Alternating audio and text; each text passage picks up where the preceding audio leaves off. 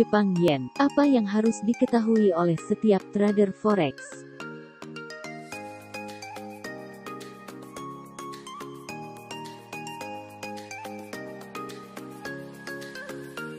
Trading Foreign Exchange (FOREX) atau valuta asing adalah pasar yang semakin populer bagi investor dan spekulan.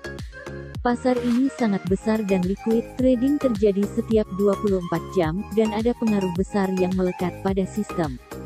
Meskipun banyak karakteristik yang menarik, pasar forex valuta asing sangat luas, rumit dan penuh persaingan. Bank-bank besar, perusahaan finansial dan trading banyak mendominasi pasar, dan dengan cepat memasukkan informasi baru ke dalam harga. Forex bukanlah pasar bagi yang tidak siap atau tidak tahu apa-apa. Untuk secara efektif memperdagangkan mata uang asing berdasarkan fundamental, trader forex harus memiliki pengetahuan dalam hal 7 mata uang utama. Pengetahuan ini harus mencakup tidak hanya statistik ekonomi saat ini untuk suatu negara, tetapi juga dasar-dasar ekonomi masing-masing dan faktor-faktor khusus yang dapat mempengaruhi mata uang.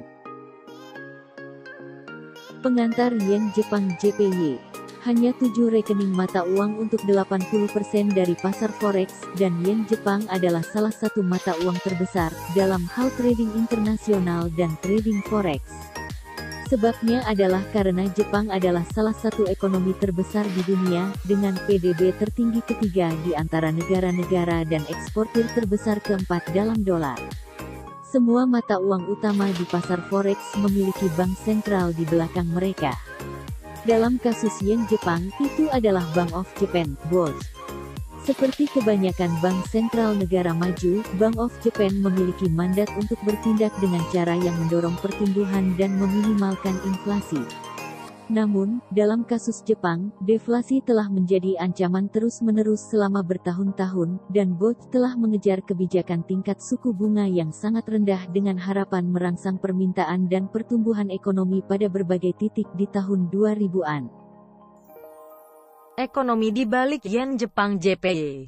Ekonomi Jepang memiliki beberapa atribut khusus dan aneh yang perlu dipahami trader forex yen. Terlepas dari ukurannya, Jepang terutama kurang berkembang sejak runtuhnya bubble real estate.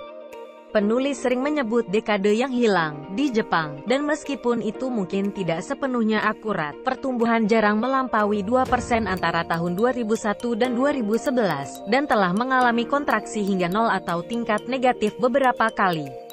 Jepang juga terkenal karena inflasi atau lebih tepatnya hampir tidak ada. Jepang sebenarnya mengalami deflasi selama beberapa dekade terakhir. Jepang juga merupakan ekonomi utama tertua di dunia, dan memiliki salah satu tingkat kesuburan terendah. Itu menunjukkan semakin bertambahnya angkatan kerja dengan lebih sedikit pekerja muda untuk mendukung ekonomi melalui perpajakan dan konsumsi.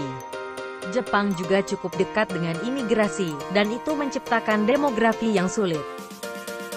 Poros penggerak Yen JPY. Ada beberapa teori yang berusaha menjelaskan nilai tukar mata uang asing, keseimbangan daya beli, keseimbangan suku bunga, model efek Fisher dan keseimbangan pembayaran. Semua menawarkan penjelasan tentang nilai tukar benar berdasarkan faktor-faktor seperti suku bunga relatif, tingkat harga, dan sebagainya.